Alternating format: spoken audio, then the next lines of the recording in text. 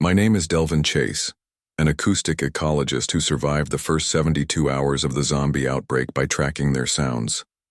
When birds suddenly went silent in the Appalachian wilderness, I discovered the infected hunt primarily by sound. Now I'm trapped in a fire lookout tower surrounded by hundreds of them, with dwindling supplies and no rescue coming. What I learned might save your life. Before we start the video, let us know what country you are tuning in from in the comment section below. Perhaps we will make a story there. Let's begin. My name is Delvin Chase. People used to call me Sounder. Now that nickname might be the reason I'm still alive. What I'm about to share could save your life. If you're watching this, it means you've survived the initial wave of the outbreak. I need you to listen carefully to everything I say. Not just hear the words, but truly listen. Because in this new world, your ears might be your most valuable survival tool. 3 days ago, I was just a researcher at Blackwood Station, a remote acoustic ecology outpost in the Appalachian Mountains. My job was simple: document and analyze the vanishing soundscapes of our natural world. I studied how the sonic environment changes as human civilization encroaches on wilderness areas. I recorded the songs of birds that might soon be extinct, the harmonics of forests that are disappearing acre by acre, year by year. Little did I know I was documenting the final sounds of a world that would vanish almost overnight. My station was isolated by design. You need distance from human noise pollution to properly study natural acoustics. The nearest town was Port Valley, population 3,042, about 20 miles southeast of my position. The isolation that sometimes made me lonely during my 6-week research rotations became my salvation when everything collapsed. I should explain about my equipment. After a forest fire 3 years ago left me with partial hearing loss in my right ear, I developed a specialized hearing aid. Not just any medical device you'd get from a doctor's office. I customized it using components from my acoustic research tools. The result was something that didn't just restore my hearing but enhanced it. I could isolate specific frequency ranges, amplify distant sounds, even detect vibrations outside normal human hearing. My modified directional microphone could pick up a mouse's heartbeat from 50 feet away. All these technical details matter because they kept me alive when the dead started walking. It began on the morning of May 15th. I remember the date precisely because it was the day I was scheduled to relocate my recording equipment to track spring migration patterns. I was at my observation blind before dawn, waiting for what we call the dawn chorus, that magical moment when birds begin their morning songs in a specific sequence. I'd recorded it hundreds of times before, but that morning something was wrong. The birds started normally, a wood thrush first, then robins, followed by warblers. But at precisely 6:17 in the morning, everything went silent. Not gradual, not natural. One moment a symphony of birdsong, the next complete silence. In 15 years of field recording, I'd never experienced anything like it. Nature doesn't just switch off. I adjusted my equipment, thinking there might be a malfunction. That's when I picked up the first anomalous sound through my hearing aid, a low-frequency moan that matched no animal native to these mountains. I turned my directional microphone toward it, trying to isolate and identify the source. The sound came again, closer this time, a wet, gurgling groan that raised the hair on my neck. Whatever made that noise wasn't natural. It wasn't animal. It wasn't human either, at least not entirely. Years of field research taught me to observe before acting, so I stayed in my blind, scanning the tree line with my parabolic microphone. The sounds multiplied, more moans plus something else, irregular, dragging footsteps approaching from the east. The cadence was wrong for hikers or even injured humans. The rhythm lacked the patterns inherent to bipedal movement. That's when I saw the first one emerge from between the trees, about 50 yards away. Even from that distance, I could tell something was terribly wrong. The figure moved awkwardly, head lolling at an unnatural angle. Its arms hung loosely, swinging without purpose except when they suddenly stiffened to grasp at nothing. Behind, it came more, 5, then 12, all moving with that same broken gait. When one turned toward my position, I got my first clear look at its face. Half was simply gone, raw flesh exposed to the air, jaw hanging loosely, eyes milky white. Yet it moved. It lived. But it wasn't alive. Not really. My hand trembled as I reached for the satellite phone. Blackwood Station had strict protocols about emergency communications. Use only in life-threatening situations. This qualified. I tried to connect, but found no signal. Strange, since the system was designed to work anywhere with clear sky above. I tried the emergency radio next. Instead of the standard hailing frequencies, I caught fragments of an ongoing broadcast. Remain in your homes, then static. Then CDC has confirmed more static. Major cities under quarantine static again. Bite victims. And finally, most disturbingly, headshots only. I switched frequencies, searching for clearer information. On the National Emergency Band, I finally got a continuous signal. This is an automated emergency alert. A national state of emergency has been declared. Unknown pathogen causing severe aggressive behavior and cannibalism, spreading across eastern United States. Symptoms include fever, aggression, necrosis of tissue, death followed by reanimation. Avoid all contact with infected individuals. Military. Establishing safe zones. Remain calm and await further instructions.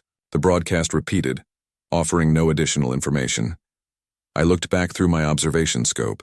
The group had grown to at least 20 infected individuals, and they were heading directly toward my cabin half a mile away. My cabin with its generator. Its lights that would switch on automatically at dusk. Its radio equipment continuously scanning emergency frequencies, occasionally emitting confirmation beeps, all sound sources that might draw these things straight to me. I had to get there first. Moving silently through forest terrain had always been part of my job. You don't record pristine soundscapes by crashing through the underbrush. Now that skill might save my life. I traveled light, carrying just my backpack with essential recording equipment, water, and my emergency kit. The infected moved slowly but relentlessly.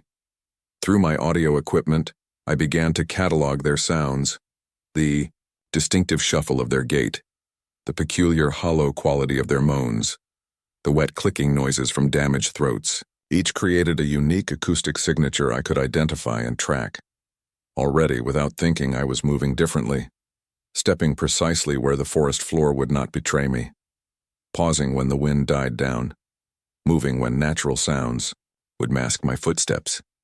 I circled wide around the group, heading toward my cabin, keeping trees and terrain features between us at all times. I reached the cabin and quickly gathered supplies: food, water purification tablets, first aid kit, my topographical maps of the region. I hesitated at my external hard drives containing years of wilderness recordings. They were too heavy, impractical for survival situations. I took them anyway. Some part of me already knew those sounds might be gone forever, that the world whose acoustics I'd devoted my life to preserving was ending around me. As I was loading my truck, I picked up new sounds through my hearing aid. Helicopters, distant explosions to the east, Port Valley maybe, or the highway that connected our remote region to larger cities. The world falling apart at the seams. The satellite phone suddenly indicated a single bar of signal. I immediately dialed the emergency contact number for my research institute. "This is Delvin Chase, ID number 8472 Blackwood Station," I said when someone finally answered. "Chase?" The voice was strained, background noises suggesting chaos. "Where are you?" "Appalachian Research Station. There are infected in the forest. What's happening?" A long pause. "It's everywhere, Chase. Major cities are falling. Militaries establishing safe zones in the mountains, away from population centers." The connection crackled with interference. "Your location might actually be safer than most. Can you?" The line went dead before they finished.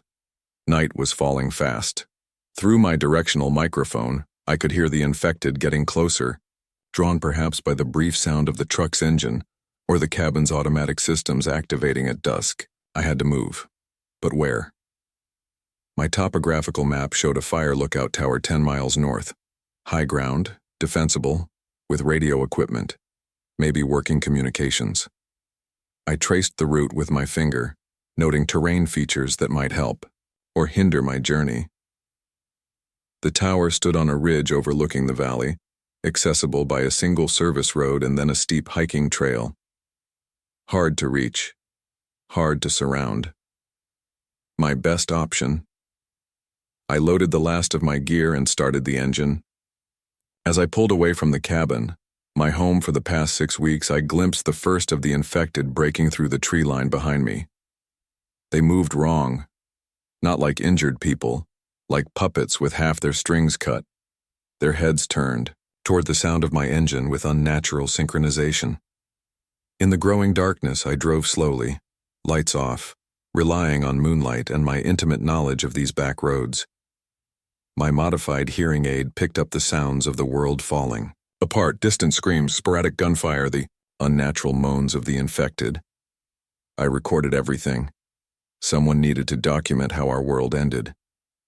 By sunset on that first day, I understood 2 critical things. First, civilization was collapsing faster than anyone could have predicted. And second, these creatures, these infected, hunted primarily by sound. The very thing I'd spent my life studying might be the only reason I'd survived the night. I killed the engine about a mile from the tower base and continued on foot. So, last stretch of service road was exposed. Vulnerable, I kept to the shadows along the tree line, moving only when natural sounds would cover my approach. An owl hooted somewhere above. Normal wildlife behavior, suggesting no infected nearby. I took comfort in that small sign of nature continuing, despite human calamity. I counted 27 of them within visual range of my cabin earlier, all exhibiting the same acoustic signature, that distinctive arrhythmic shuffling punctuated by wet, clicking moans. But here, closer to the ridge, I detected fewer signatures. The infected seemed to concentrate in valleys and near human settlements. Another observation to log, another pattern that might keep me alive. The moon rose higher, casting enough light to navigate by. I'd nearly reached the tower when my hearing aid picked up movement ahead. I froze, becoming part of the landscape, controlling even my breathing. Through my directional microphone, I identified 3 infected blocking the path to the tower stairs. This was my first test. Could I create a deliberate sound diversion? I had a small recorder in my pack, used for capturing ambient sounds at different locations simultaneously. I quickly programmed it to play back a woodpecker recording, set it on a 5-minute delay, and placed the device about 50 yards east of my position, attached to a tree trunk at roughly human height. Then I waited, completely still, as the device activated. The sharp, distinctive tapping of a pileated woodpecker cut through the night. The effect was immediate. All 3 infected turned as one, moving toward the sound with singular purpose. I noticed something crucial. They responded to sound like a collective. One would turn, then others in a cascading wave of attention, almost like a murmuration of starlings. Watching them lumber toward my decoy sound, I felt a strange reversal. All my life I had been the observer, documenting nature without interfering. Now I was manipulating these creatures, conducting them like some twisted orchestra, and I was just beginning to understand the power that gave me. Once the path was clear, I moved swiftly to the tower base. The metal stairs spiraled upward for what seemed like eternity, each step a potential betrayal if it creaked or groaned under my weight. I tested each one carefully before committing my full weight, mindful that sound traveled excellently through connected metal structures. The climb was exhausting but necessary. Height would give me safety, perspective, and possibly communication. When I finally reached the top platform, I found the observation cabin locked. Not a problem for someone who carries precision tools for maintaining sensitive recording equipment. Within minutes, I had accessed the tower interior. The space was small but functional. A desk with radio equipment, a cot, basic supplies for the Forestry Service employee who would normally staff it during fire season. No sign of recent occupation, which was both concerning and fortunate. Concerning because protocol would demand staffing during emergency situations. Fortunate because it meant I would not find an infected individual waiting inside. I secured the door and immediately checked the radio. The equipment was operational but received only emergency broadcasts repeating the same instructions. Stay inside, avoid infected, wait for evacuation. Cities I knew well were listed as compromised or overrun. The world was being erased in a matter of hours. From my elevated vantage point, I could see fires burning in distant valleys, civilization collapsing in real time. I set up my recording equipment to document everything, creating a 360-degree acoustic map of my surroundings.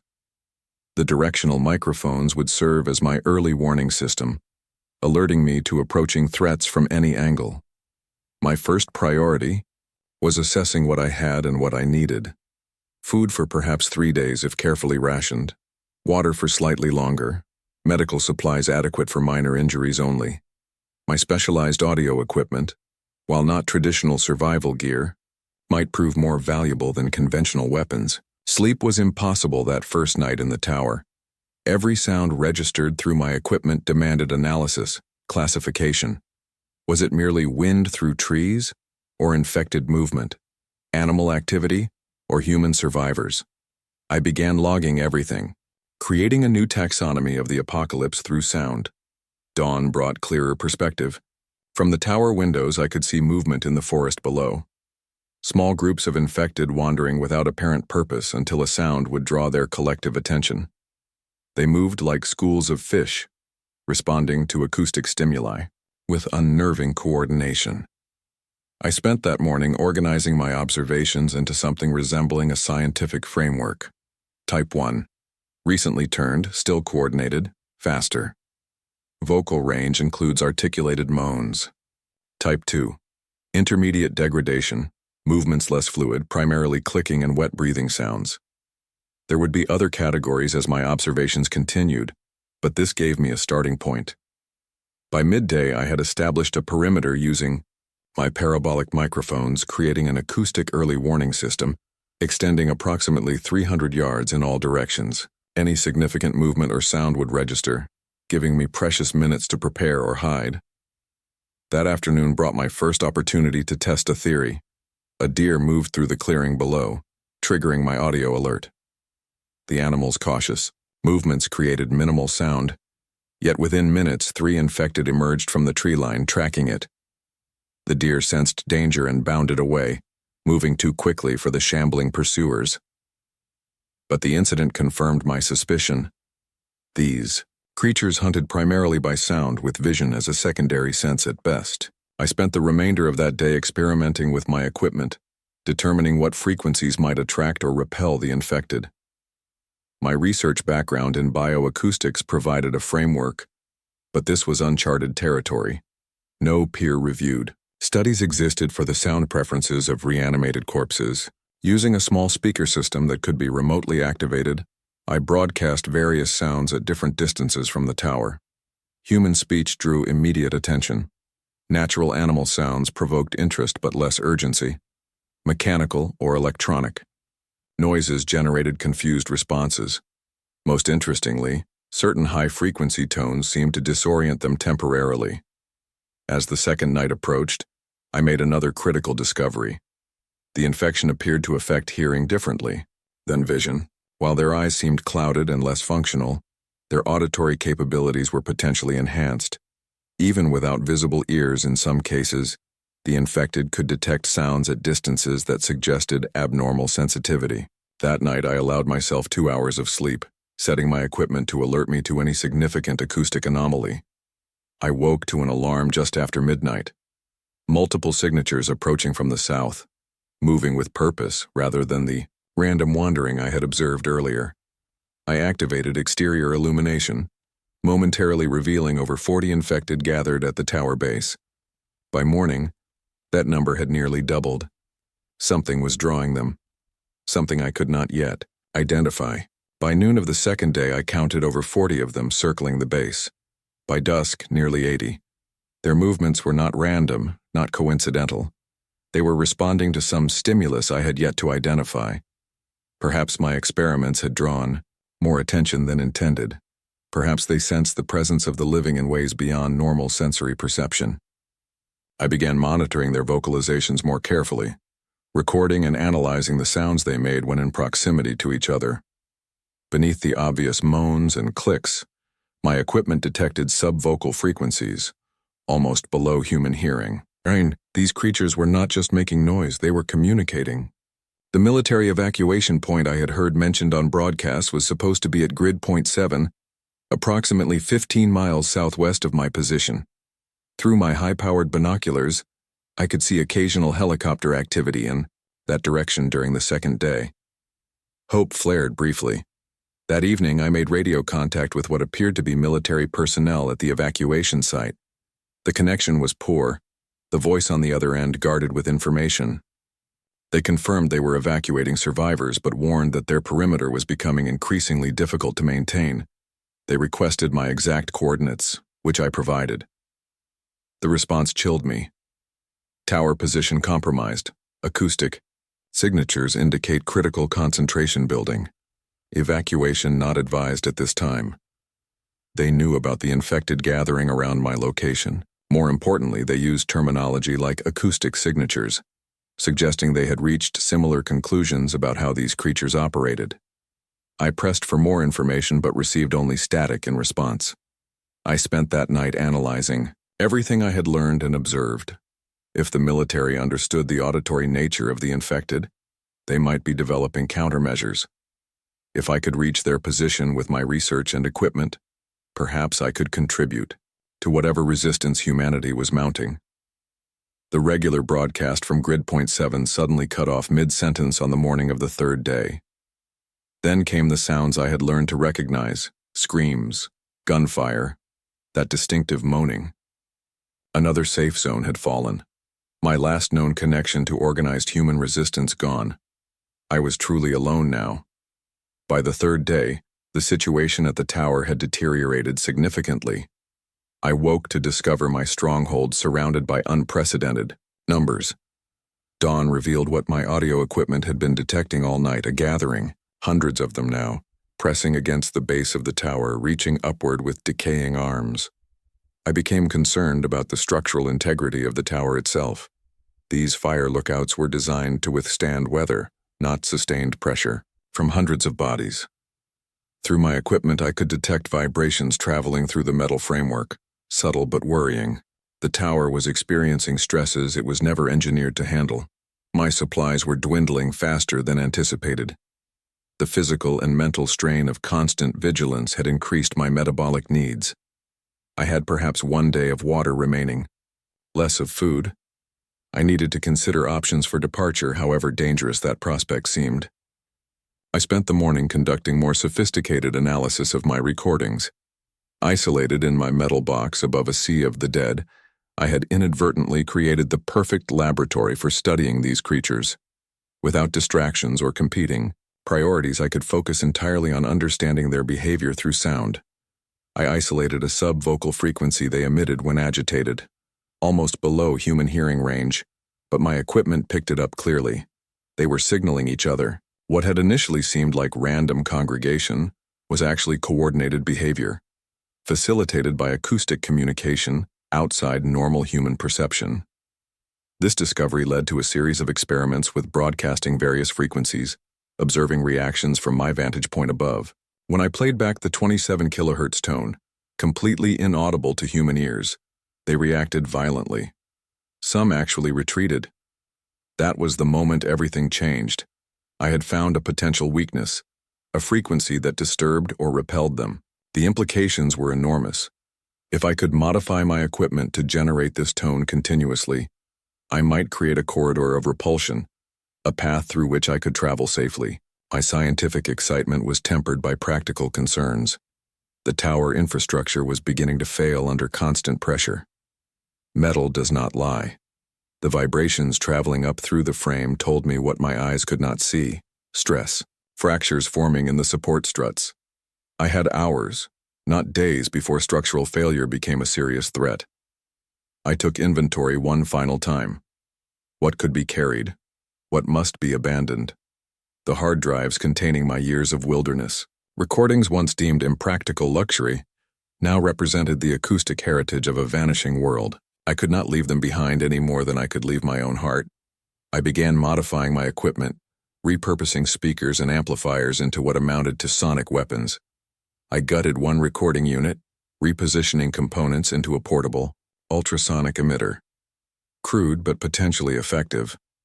If my theory proved correct, it would create a small perimeter of safety around me, an invisible shield against the dead. My escape route required careful planning. I marked topographical features on my map that might create acoustic shadows, areas where sound traveled poorly due to terrain. Ridgelines, dense forest, running water, all might provide natural sound masking. These would be my highways through hell. I created multiple sound decoys, each programmed to activate sequentially, drawing the infected away from my planned exit route. Simple devices, just recorders with speakers set on timers, but potentially sufficient to create the diversion I needed. As afternoon faded toward what might be my final evening in the tower, I made one last attempt at communication. Broadcasting on all emergency frequencies, I shared my discoveries about infected acoustic behavior, the repellent effect of the 27 kHz tone, my observations about their communication methods. I had no way of knowing if anyone received this information, but it felt important to send it into the void, like a message in a bottle from a drowning world. Then I recorded my personal observations, not for scientific posterity, but for human connection. If I did not survive the coming descent, I wanted some record of who I had been, what I had learned, because by then I suspected something no one else might yet know. These creatures were not just spreading randomly. They were evolving an actual acoustic communication system, and if someone did not document that, humanity might lose its last advantage. I spent the remaining daylight memorizing my route, checking and double-checking my equipment. Everything had to function perfectly. The ultrasonic emitter, the decoys, my modified hearing aid. Any failure could prove fatal within seconds of leaving the tower's protection. As night approached, I could feel subtle shifts in the tower's stability. Increasing sway, metal fatigue sounds from the support structure. Even without my specialized equipment, I could sense the imminent collapse. Nature and physics impose their own timelines, regardless of human need. I could wait no longer. As darkness fell on that third day, I prepared for descent. I would move at night, using the infected's apparently compromised vision against them. My black clothing would blend with shadows, my footsteps masked by strategic sound deployments. Every detail mattered now. Every precaution could mean the difference between survival and joining the ranks of the walking dead. I positioned my first decoy, a recorder playing back a human scream, amplified and set to activate 100 yards east of the tower, opposite my planned departure route. The effect was immediate when it triggered.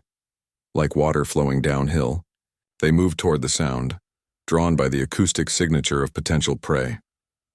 As the infected surged toward the decoy sound, I began my descent. The metal stairs had never seemed so exposed, each step a potential death sentence if detected. I moved slowly, deliberately, testing each footfall before committing weight. At the halfway point, I triggered the second decoy, drawing even more infected away from the tower base. The moment my feet touched solid ground again, I activated the ultrasonic emitter. I had no empirical way to test its effectiveness beyond observation. The nearest infected, approximately 30 feet away, appeared to hesitate, turning its ruined face away as if the sound caused discomfort. Not full repulsion, but reluctance. It would have to be enough. I kept to the shadows, moving perpendicular to my ultimate destination. Never travel in straight lines when evading predators. A basic principle of wilderness survival. The infected might track sound, but they appeared to maintain directional memory, continuing to move toward the last detected noise even after it ceased. My route took me through dense underbrush, terrain that would normally be avoided for ease of travel. Now the thick vegetation served dual purposes, masking sounds of movement and creating natural barriers between me and the dead. Every few minutes I would stop completely, survey with my audio equipment, adjust course as needed. Even the predators were running, I spotted a mountain lion, usually the apex predator in these parts, slinking away from the direction of town. The natural order had been upended in less than 3 days.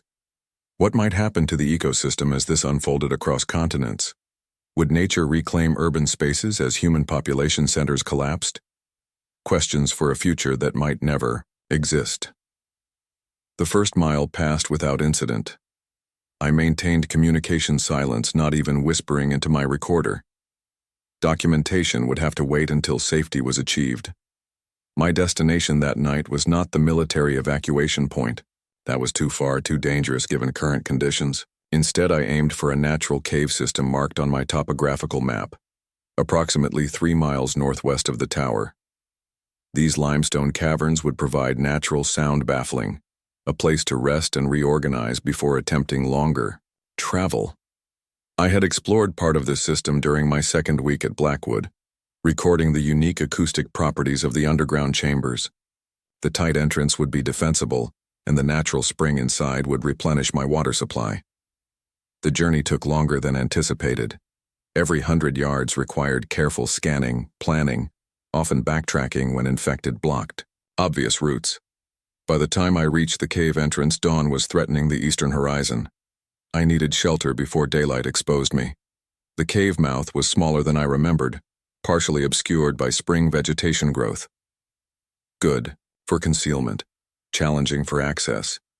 I removed my pack, pushed it ahead of me, and squeezed through the narrow opening. Inside, absolute darkness greeted me. Perfect.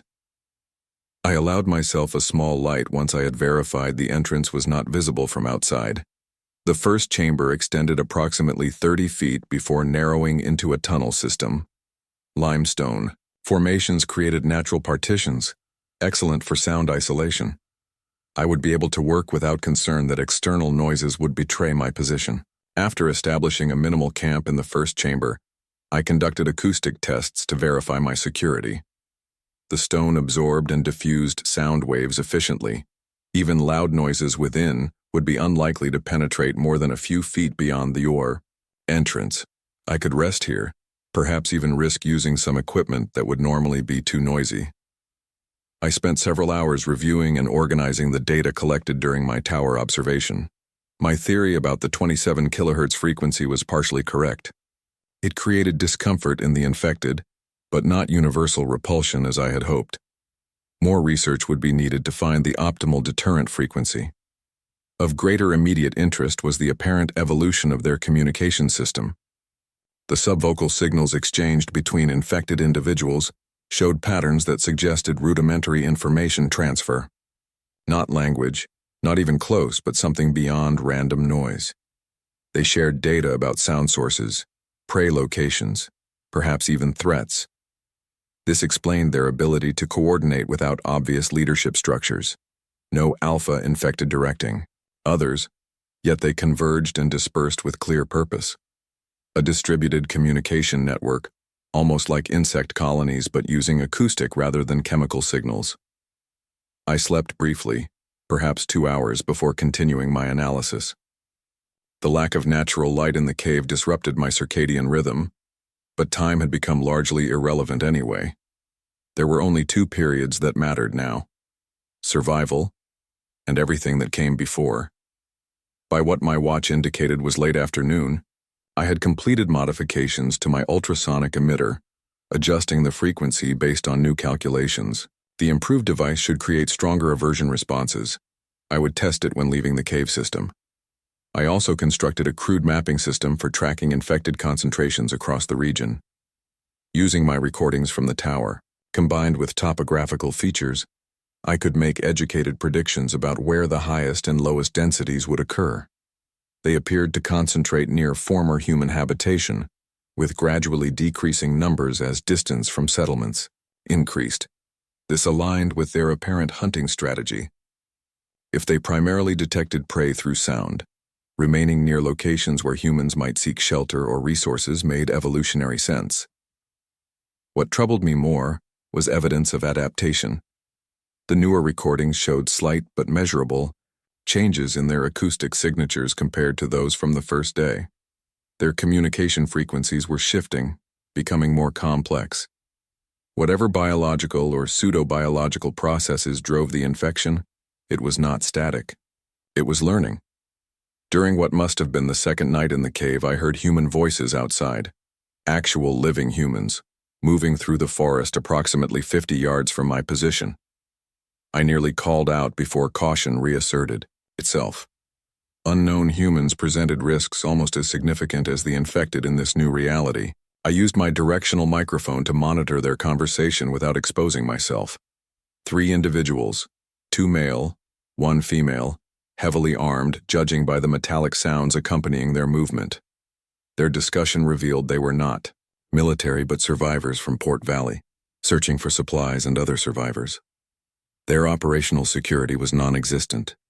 They maintained normal speaking volume, used flashlights liberally, and made no attempt to disguise or minimize their acoustic signature. One even fired a handgun to dispatch a single infected that approached, the gunshot echoing through the forest like a dinner bell.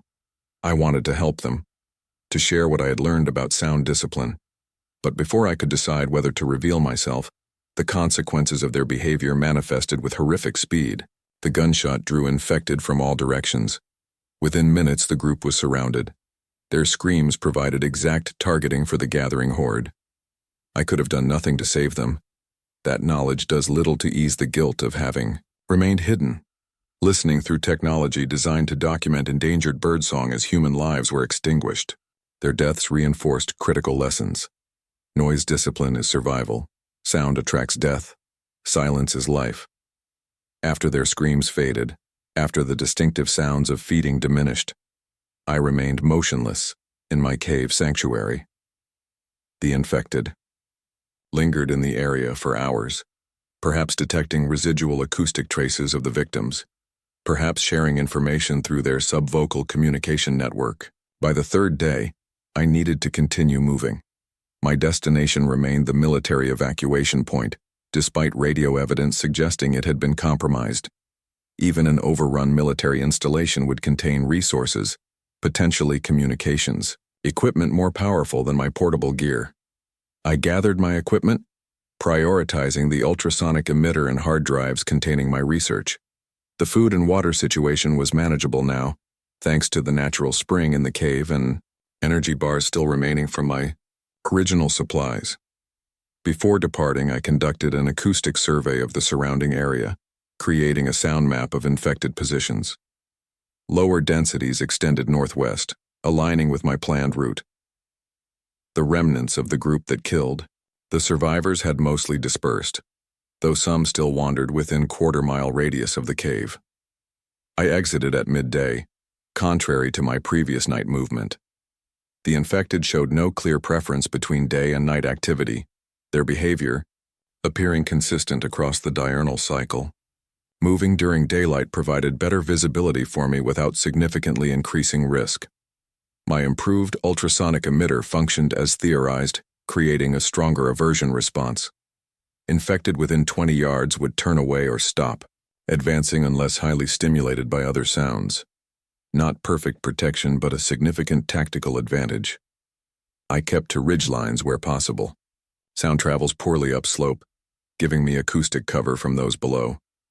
The natural terrain features became allies in my silent progression through infected territory. Densely vegetated areas damped footfalls, running water masked movement sounds, rock formations created echo-free zones. What was once theory in acoustic ecology became survival practice. I moved during environmental sound events, rainfall, wind through trees, nature's own sound masking. When these were absent, I created minimal personal acoustic signatures, practiced steps that our Paleolithic ancestors might have used when stalking prey or avoiding predators.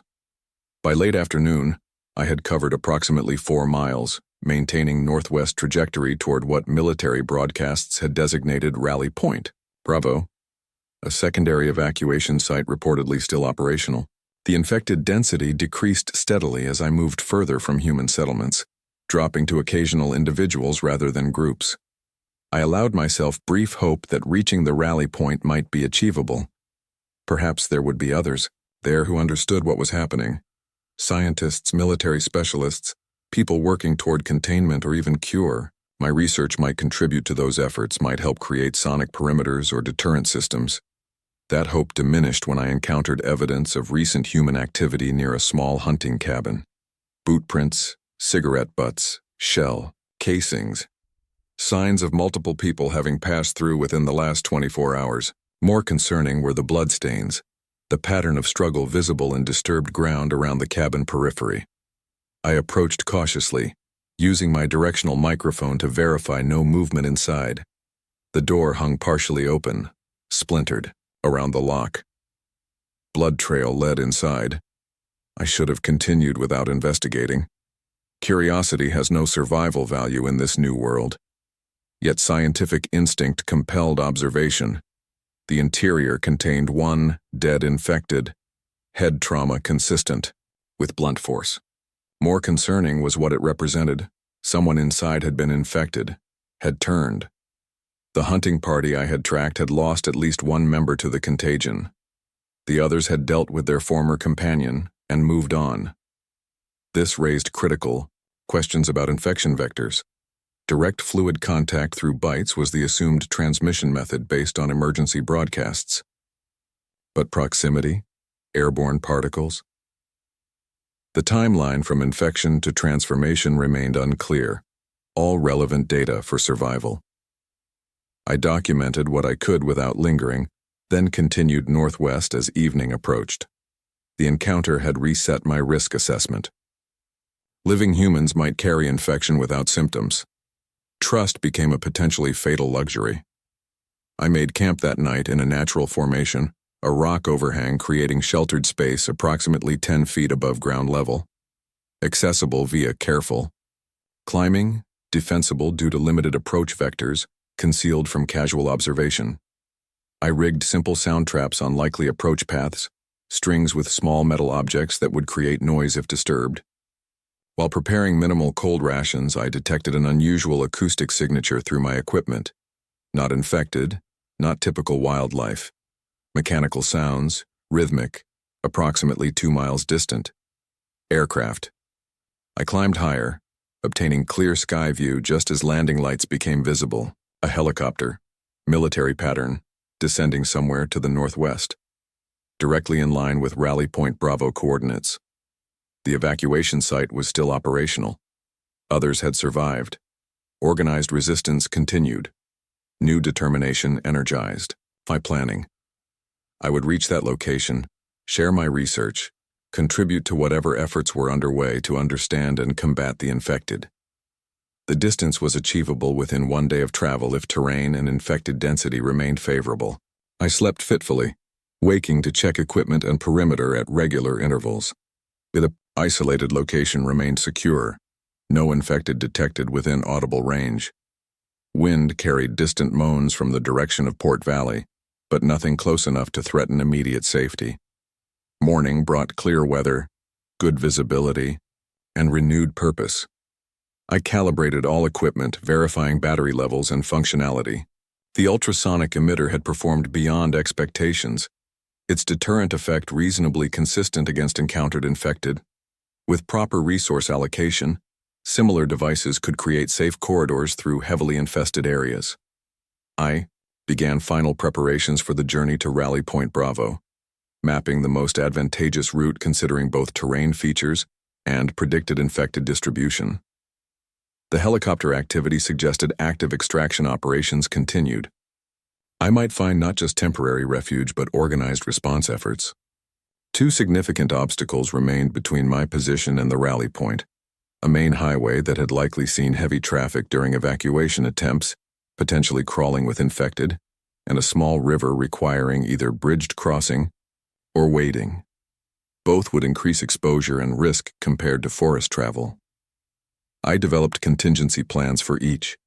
The highway would be approached using drainage culverts where possible, minimizing exposure on open asphalt. The river crossing would utilize natural sound masking from the water itself, with upstream or downstream adjustment based on infected presence. Before departing, I conducted one final inventory. Equipment power reserves remained adequate for approximately 36 hours of continuous operation. Water purification capability would sustain me indefinitely near water sources. Food situation, becoming concerning but not critical. Most important were the data drives containing my research and the ultrasonic emitter, protecting my immediate perimeter. The sun had just cleared the eastern ridge when I began moving. Maintaining strict, sound discipline despite growing optimism. Hope is valuable for mental endurance but deadly when it breeds carelessness. Each step remained deliberate, each movement calculated for minimal acoustic signature. I had covered perhaps a mile when I detected anomalous sound patterns ahead. Not infected vocalizations, but something equally concerning. Structured, repeated patterns suggesting deliberate signaling. Someone or something was transmitting acoustic information approximately half-mile ahead of my position. I deployed my parabolic microphone, focusing on the mysterious signal source. The pattern became clearer. 3 short sounds, 3 long, 3 short again. Morse code SOS, the universal distress signal.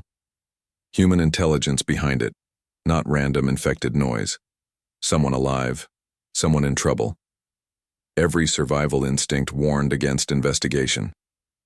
Unknown humans represented unpredictable variables, potential threats, resource competition, yet moral imperative remained despite societal collapse. I adjusted course toward the signal, maintaining maximum stealth protocols. The source location appeared to be a small clearing ahead, possibly a camping area based on my topographical map. I approached from downwind using natural cover, pausing frequently to verify no infected in the immediate vicinity. The signal continued, mechanically regular. Not human voice, but some kind of device. When I reached the clearing edge, the situation became clear. A small solar-powered weather station, the kind used by forestry services to monitor remote areas. Its operational light blinked in the SOS pattern, though this was clearly not its intended function. Someone had reprogrammed it, creating a signal visible to anyone searching for survivors. More concerning was what surrounded the weather station. A perimeter of objects, carefully arranged, backpacks, shoes, eyeglasses, personal items belonging to multiple individuals, not discarded but deliberately placed, forming a rough circle around the signaling device. I recognized the arrangement from anthropological studies. Shrines, memorials, markers for the dead when proper burial is impossible. Someone had survived long enough to commemorate lost companions, reprogram the weather station, and move on. The personal items served dual purpose, memorial and message to other survivors that people had died here. I documented the site without disturbing it, then continued toward Rally Point Bravo. The memorial served as stark reminder that survival percentages remained astronomically low. For every person who might reach safety, dozens would not. The more infected population grew while the human one dwindled. My route intersected the highway sooner than anticipated. From elevated position in the tree line, I surveyed the scene below. Abandoned vehicles stretched in both directions, some with doors, open belongings scattered across asphalt. Evidence of desperate flight, evacuation attempts abruptly terminated. And movement, dozens, of infected wandering among the vehicles, drawn perhaps by lingering human scent or occasional noises from settling metal and glass. Crossing directly would be suicide. I would need to utilize the drainage system as planned. The concrete culvert ran beneath the highway approximately 50 yards north of my position, large enough for human passage, dark enough to provide concealment. I adjusted the ultrasonic emitter to maximum output, understanding battery conservation was now secondary to immediate survival. I approached the culvert entrance carefully, verifying no infected had sought shelter within. The concrete tube stretched approximately 20 yards, emerging on the highway's opposite side. Once committed, there would be no alternate exit strategy, no evasion opportunities if infected appeared at either end. I entered feet first, controlling descent to minimize scraping sounds. The culvert interior was damp, smelling of stagnant water and mold. My hearing aid detected water dripping somewhere ahead, each drop creating small echoes within the confined space. I moved slowly, distributing weight evenly to avoid sudden noises from shifting position. Halfway through, disaster nearly struck. My pack caught on something protruding from the culvert wall, creating brief scraping sound. Not loud by normal standards, but in this acoustic environment, potentially fatal. I froze, listening intently through my equipment. Movement above. Infected changing direction, moving toward culvert entrance. They had heard. I had perhaps 30 seconds before they investigated the sound source.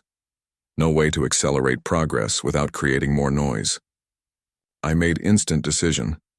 Complete stillness, ultrasonic emitter active. Hope the deterrent frequency would overcome their attraction to the initial sound. 2 infected appeared at the culvert entrance, silhouetted against daylight. Their vocalizations echoed through the concrete tube, amplified by the structure. I remained absolutely motionless, controlling even breathing rate. The ultrasonic frequency appeared to create confusion, their heads turning erratically as if experiencing conflicting stimuli. After what seemed eternity, but was likely less than a minute, they moved away from the entrance. Their acoustic sensitivity had been temporarily overwhelmed by the ultrasonic emissions. I resumed progress once their signatures faded beyond immediate detection range. Emerging from the opposite end required extreme caution. I used my directional microphone to verify no immediate threats before pulling myself from the concrete tube. The tree line lay approximately 30 yards ahead, across open ground offering no concealment. I would need to move quickly but quietly. I waited for environmental sound masking, a strong gust of wind through nearby trees, then covered the exposed distance in controlled sprint. Once within the tree line, I paused to verify no pursuit. The highway crossing had succeeded, though. Battery reserves on the ultrasonic emitter had dropped significantly from maximum output operation. The river crossing presented different challenges. The water itself would mask my movement sounds, but wet clothing afterward would increase weight, potentially creating louder footfalls. Wet equipment might malfunction. Most concerning was the exposure while in the water, vulnerable to any infected along either bank. I located a promising crossing point where the river narrowed, water moving swiftly over rocky bed. The sound of flowing water would provide excellent audio masking. Upstream, a fallen tree created partial bridge, reducing necessary waiting distance. I secured equipment in waterproof bags before beginning the crossing.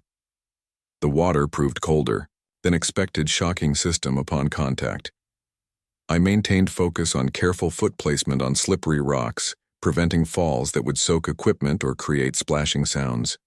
The current exerted steady pressure, not dangerous, but requiring constant compensation. Halfway across, I noticed movement on the far bank. Not infected, but living animal. A white-tailed deer drinking at river edge, unaware of my presence. Its behavior suggested no infected nearby. Wildlife had quickly learned to avoid them. Good sign. I completed the crossing without incident. Minimal water infiltration to equipment bags. The deer bolted upon noticing me, crashing briefly through underbrush before silence returned. I changed into dry socks from sealed pack, prioritizing foot care for continued mobility. According to my calculations, Rally Point Bravo lay approximately 2 miles northwest of my position. The terrain would become more challenging, steep uphill sections leading to the elevated clearing where I had observed the helicopter landing. I resumed course, adjusting for optimal concealment rather than direct approach. What happened next nearly ended my journey permanently. While navigating a particularly dense section of forest, I encountered an infected unlike previous observations. This individual moved differently, almost purposefully, following specific path rather than wandering randomly. More concerning, it appeared to be actively tracking, head low, movements suggesting scent following, behavior like hunting animals. I froze in position, activating ultrasonic emitter. The infected stopped, head rising, turning in my general direction. The deterrent frequency should have created aversion response, should have driven it away. Instead, it began moving directly toward my position, vocalizations shifting to higher pitch than previously documented. Adaptation, evolution. The frequency that repelled others attracted this one. I had encountered an outlier, a variant responding differently to stimuli. I deactivated the emitter immediately, but the damage was done. It had detected me, was now approaching with surprising speed and coordination. With no alternative, I retreated upslope, seeking terrain advantage. The infected followed with unexpected agility, maintaining pursuit despite obstacles that would have deterred or slowed previous encounters. This represented significant development, specialized hunter variants emerging from the general infected population. I reached a rock formation creating natural bottleneck, forcing the infected to approach from single direction. As it entered, the narrow passage, I deployed my only offensive option, a handheld directional speaker capable of generating painful sound levels at close range. The device normally used to broadcast bird calls for population surveys became impromptu weapon. The concentrated sound burst at maximum volume caused immediate reaction.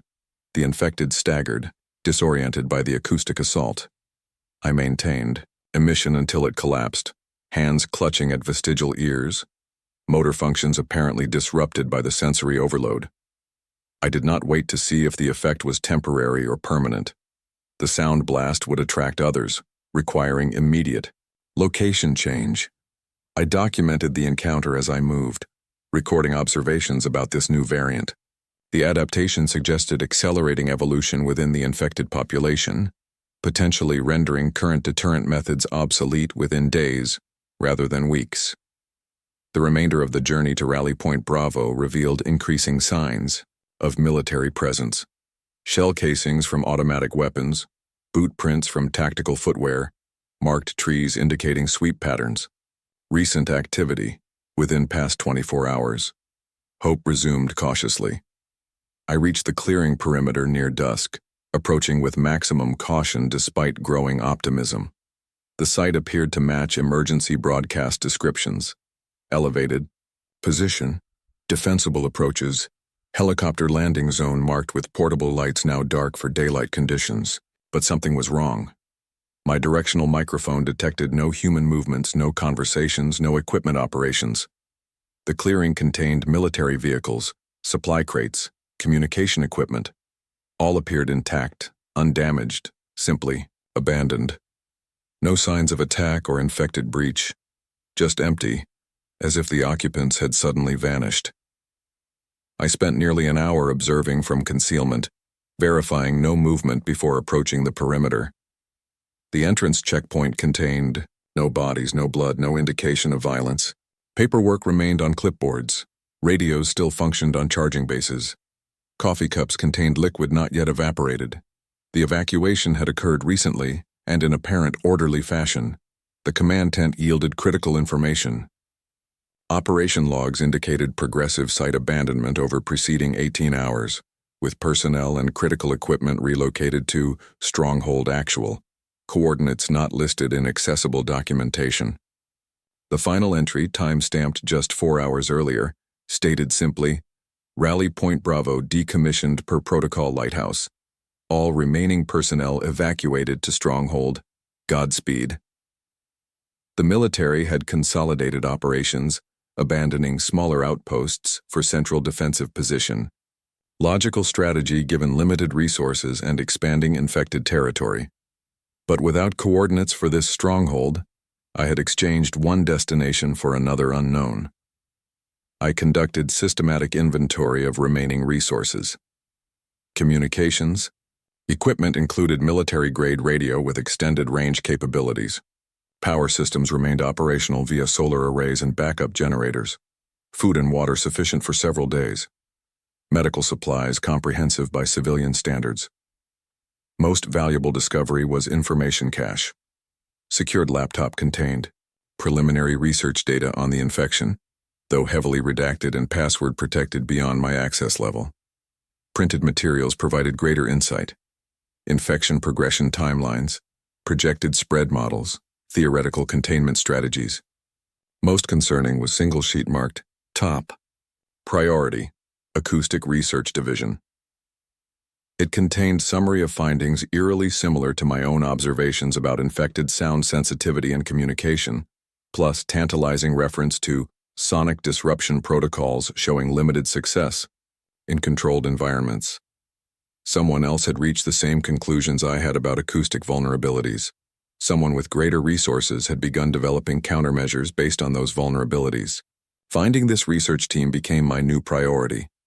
They would understand the value of my observations, my recordings, my equipment modifications. I established temporary base within the command center, setting up audio monitoring perimeter, using military equipment supplemented by my own. The elevated position provided excellent surveillance capabilities. I could detect approaching threats long before they reached the clearing. That night, I reviewed all available documentation, searching for clues to stronghold location.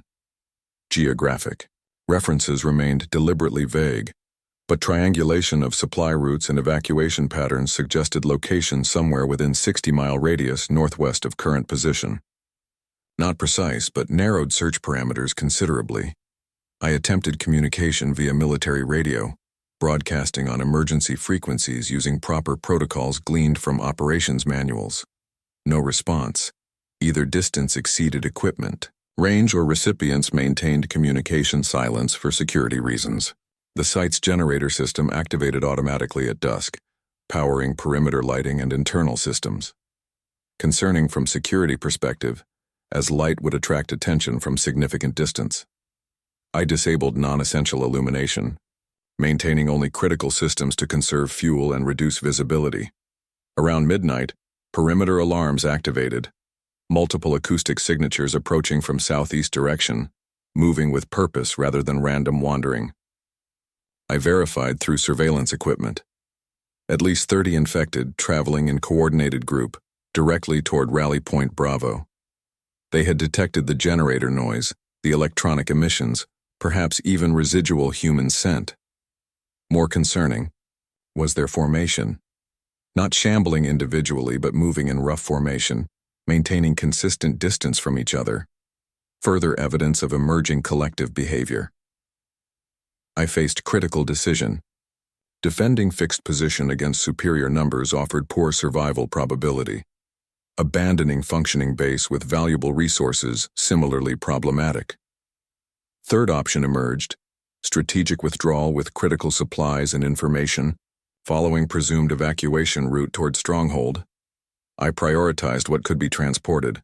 The research data, obviously. Communications equipment that could be made portable. Food and water for 3 days. Medical supplies. Most importantly, my acoustic research and equipment. I loaded these into abandoned military vehicle, a rugged jeep with substantial fuel reserves. The infected would reach the perimeter within approximately 20 minutes based on their movement rate. I programmed the base systems for delayed activation sequence. Lights, alarms, generators at full power, creating massive audio-visual distraction. At precisely the time I would be departing in opposite direction. The strategy worked better than anticipated. As perimeter systems activated in cascading sequence, the infected group immediately diverted, drawn by overwhelming sensory input. I departed via Northwest Access Road, lights off, engine noise minimal at low speed until sufficient distance established. The military maps indicated Forest Service roads connecting to main highway approximately 10 miles northwest. These would provide fastest route toward general stronghold vicinity, though increased exposure compared to wilderness travel. Risk assessment suggested vehicle benefits outweighed exposure concerns at this stage. I drove through night, maintaining minimum speed necessary for progress while limiting noise generation. The forest road conditions degraded steadily, requiring careful navigation around obstacles and washouts. By dawn, I had covered approximately 15 miles northwest, forest giving way to more open terrain as elevation increased. The change in landscape offered improved visibility but reduced concealment options. I established temporary observation point on elevated ridge, surveying surroundings through binoculars while monitoring radio frequencies. The area appeared largely devoid of infected, likely due to distance from population centers and limited human presence even before outbreak. As morning advanced, I detected faint but distinctive sound from northwest quadrant. Helicopter rotors, significant distance but approaching. Military aircraft performing reconnaissance or transport mission, presumably connected to stronghold operations. I immediately activated vehicle emergency transponder, broadcasting standard military distress signal. The aircraft changed course, now moving directly toward my position. Significant risk in attracting attention, but potential reward of evacuation and direct connection to organized resistance justified exposure. I moved the vehicle to clearing suitable for potential landing, creating signal pattern with emergency reflectors. As the helicopter approached visual range, I established positive identification. Military transport, same model observed previously at Rally Point Bravo. They had detected my signal, were investigating. Hope surged but remained tempered by caution. Unknown humans still represented unpredictable variables in survival equation. The aircraft circled once, then descended to approximately 50 feet above clearing. No landing attempt, maintaining hover position. Voice amplified through external speakers addressed me. Identify yourself and purpose immediately. Authorization code required for approach. I had no authorization codes, no military credentials. I responded with simple truth, using the vehicle's emergency radio. Civilian researcher Delvin Chase, Blackwood Acoustic Ecology Station. I have critical research data on infected acoustic patterns and potential vulnerabilities. Long pause followed. The helicopter maintained position, presumably, while occupants deliberated or verified information. Finally, response. Maintain position. Ground team inbound for verification. Any movement from designated area will be considered hostile action. 20 minutes later, military transport truck arrived at clearing perimeter. 4 soldiers in DG protective gear established perimeter while 5th approached cautiously. Not standard military uniform but specialized biological containment equipment. They were treating every unknown human as potentially infected. The verification process was thorough. Temperature scanning, blood sample collected through containment protocols, extensive questioning about exposure history. I submitted willingly, understanding their caution while explaining my research findings and observations. When I mentioned the ultrasonic deterrent effect and my recordings of infected communication patterns, the team leader's demeanor changed notably. Suddenly, my equipment received careful attention, specially packaged for transport rather than casual inspection. You've been monitoring their communications? The leader asked, voice altered through protective mask. Recording their frequencies? I confirmed, explaining my acoustic ecology background and specialized equipment. They're developing a rudimentary acoustic language, I explained.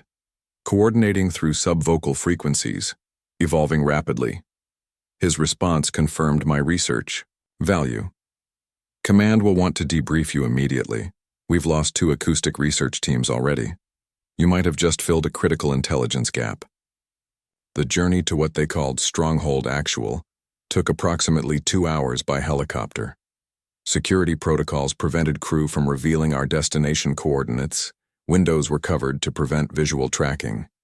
Understanding their operational security concerns, I focused instead on organizing my research notes and preparing equipment for proper demonstration upon arrival. The aircraft landed in what felt like enclosed space, acoustic signature suggesting large hangar or similar structure. When the blinds were removed, I found myself in precisely that. Massive underground hangar carved into mountainside, multiple aircraft and vehicles visible, personnel moving with organized urgency. Welcome to Stronghold, the team leader said, escorting me through security checkpoints. What's left of organized resistance in this region? The facility exceeded expectations. Formerly missile silo complex repurposed for continuity of government operations, now serving as final defensive position against infection spread. Multiple underground levels, self-sufficient power generation, water purification, air filtration systems. Designed to sustain hundreds of personnel indefinitely during Cold War scenarios, now sheltering approximately 200 military and civilian specialists. Most importantly for my purposes, dedicated research division actively studying infection mechanics, transmission vectors, and potential countermeasures. When the team leader introduced me as acoustic ecology specialist with field research on infected communication patterns, I received immediate attention from scientific personnel. Dr. Eleanor Winters, research director for biological containment, personally escorted me to secure laboratory area. Her questions were precise, technical, indicating genuine understanding of acoustic principles beyond basic scientific knowledge. "We lost our lead acoustic researcher 3 days ago," she explained, while guiding me through decontamination protocols. "Extraction mission failed when subject location was overrun. You might be the only person with your specific expertise who's still alive and uninfected." The revelation was sobering. My specialized knowledge, once considered obscure academic pursuit, had become strategically valuable. Lives might depend on data collected through equipment designed to track endangered bird populations. After thorough medical screening confirmed my uninfected status, I was granted access to research facilities and permitted to connect my equipment to their systems. The technical resources available dwarfed anything previously accessible, allowing proper analysis of recorded infected vocalizations across full frequency spectrum. My findings aligned with but expanded their existing research. The military had observed infected acoustic sensitivity, but lacked specialized equipment to fully document communication patterns. Their preliminary work on sonic deterrence showed promise but suffered implementation challenges without proper theoretical framework. "We've been developing portable sonic weapons," Dr. Winters explained, showing prototype devices significantly more sophisticated than my modified equipment. "But effective frequency ranges shift faster than we can adapt, as if they're developing immunity to specific tones." I shared my observations about the variant that had actively tracked me despite ultrasonic deterrent. "They're adapting, evolving different responses to the same stimuli. What repels most might attract specialized hunter types." This information caused immediate concern among research team. If sonic countermeasures became inconsistent or potentially counterproductive, defensive strategies required comprehensive revision. I presented alternative approach based on my acoustic ecology background. Instead of treating them as uniform threat responding identically to acoustic stimuli, we need to view them as evolving ecosystem with specialized roles emerging, I explained, displaying my classification system developed during tower observation. Some respond to certain frequencies with aversion, others with attraction. We can potentially manipulate different subgroups against each other. The research team quickly incorporated my field recordings into their analysis systems. The enhanced processing capabilities revealed patterns previously undetectable with my portable equipment. The infected weren't just communicating. They were developing specialized acoustic signatures based on function within larger groups. What emerged was a disturbing evolutionary picture. The infection wasn't simply reanimating dead tissue, it was reorganizing it for specialized purposes. Some infected developed enhanced hearing structures, others modified vocal capabilities. The communication system showed increasing complexity with each generation of infected. Dr. Winters arranged briefing with military command staff, presenting our combined findings. General Hargrove, facility commander, listened with growing concern as implications became clear.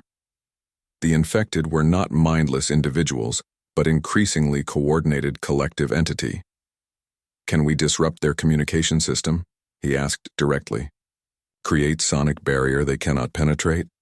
The question led to my most significant contribution.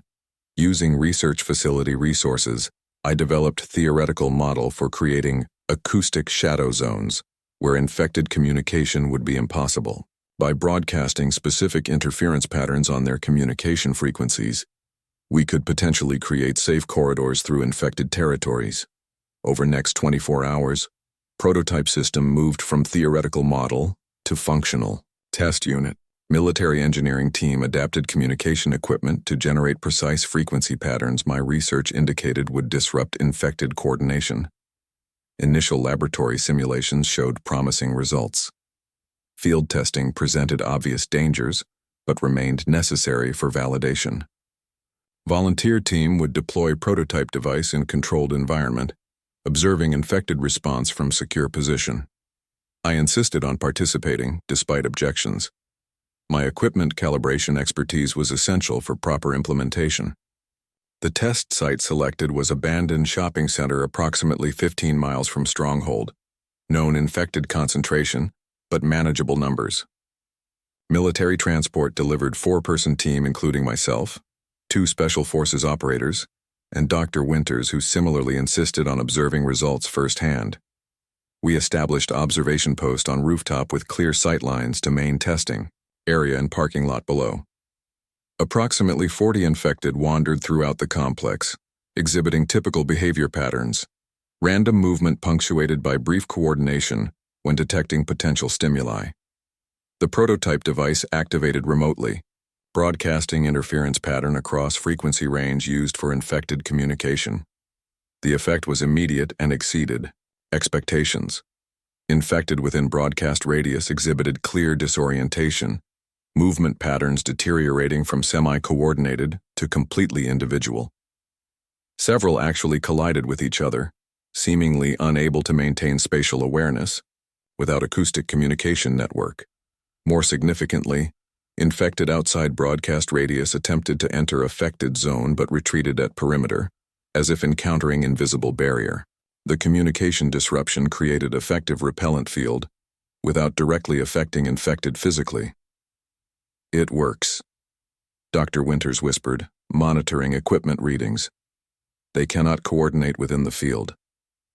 The successful demonstration represented potential breakthrough, but questions remained about practical implementation. Power requirements for large area coverage exceeded portable capacity. Maintaining precise frequency output required constant adjustment as infected attempted to adapt around disruption. Upon return to Stronghold, research team immediately began developing deployment strategies for the acoustic disruption system. Two primary applications emerged: defensive perimeters around safe zones and mobile corridors for rescue or resource gathering missions. General Hargrove authorized resource allocation for both development tracks, recognizing potential strategic advantage. For the first time since Outbreak began, effective non-lethal containment method existed. Areas could be secured without expenditure of limited ammunition resources or risk to personnel. My role transitioned from survivor to essential research team member. My acoustic ecology background provided theoretical framework for understanding infected communication evolution, while military resources supplied implementation capabilities beyond anything previously available. The following days brought rapid development of what personnel began calling sonic shields. Engineering team miniaturized power requirements, created directional broadcasting capability, extended effective radius.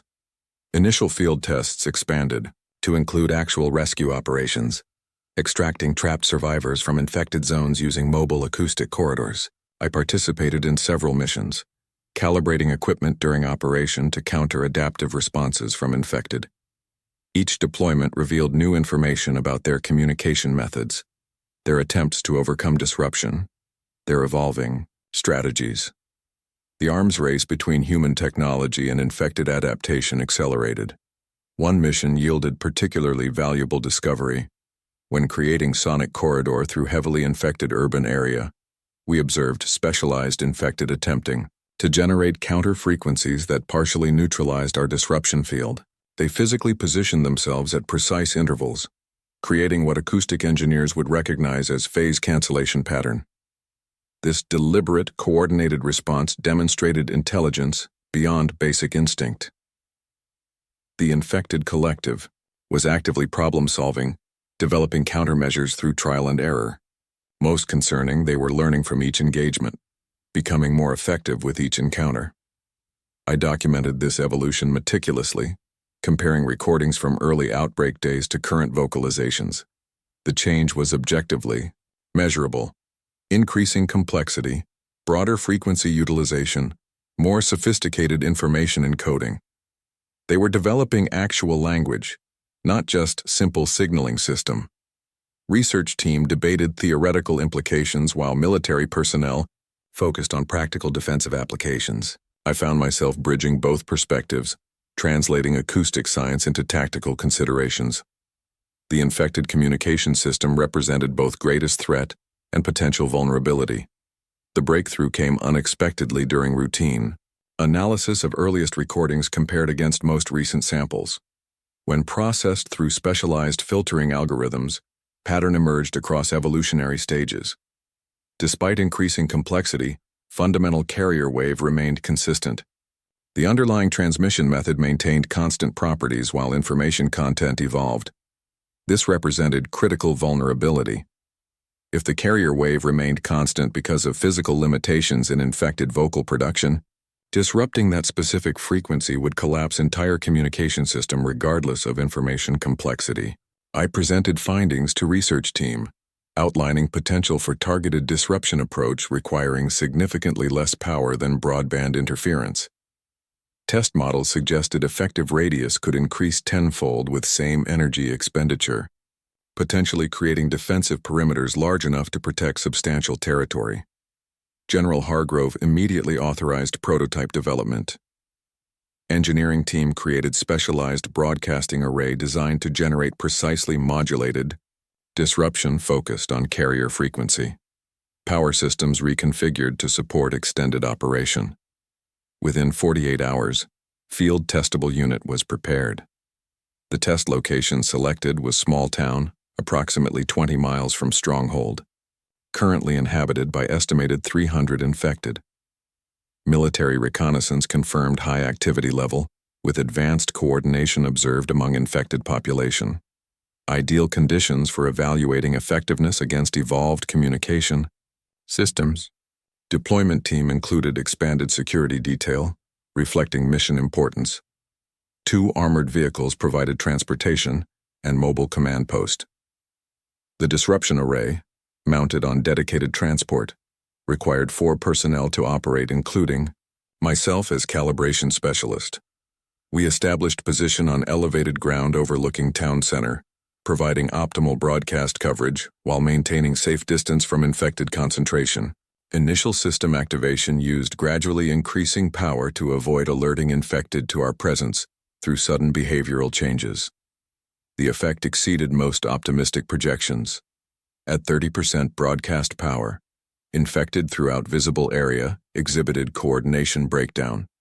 At 50%, their vocalization shifted to lower complexity patterns similar to early outbreak recordings.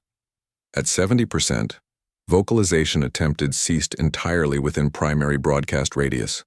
Most significant observation was complete cessation of group behavior. Individual infected reverted to basic movement patterns without collective purpose.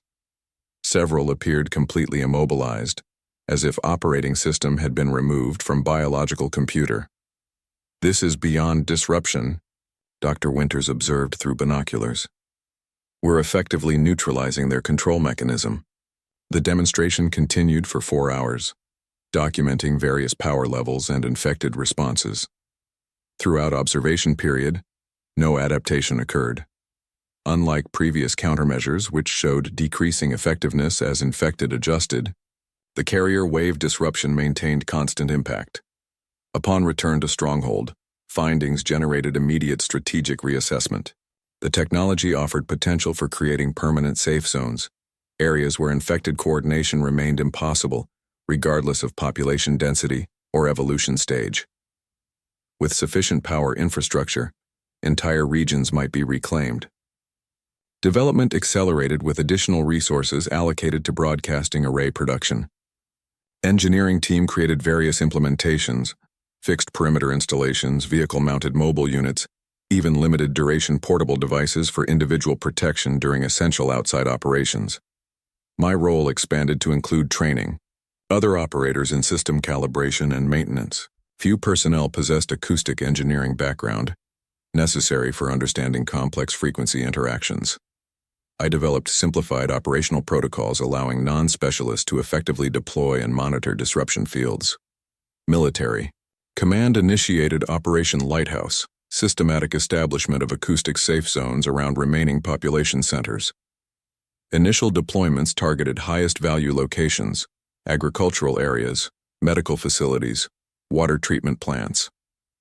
Infrastructure that might sustain rebuilding efforts once immediate survival phase passed. Throughout implementation process, I continued acoustic monitoring of infected communication evolution. The consistent observation that carrier wave remained unchanged suggested fundamental limitation in whatever biological or pseudo-biological process enabled their coordination. A limitation we could exploit indefinitely, unless infection mechanism itself evolved. That possibility required preparation. I established research program developing next-generation disruption systems based on predictive models of potential infected adaptation. If carrier wave eventually shifted, we needed detection capabilities and rapid response modification protocols for existing equipment.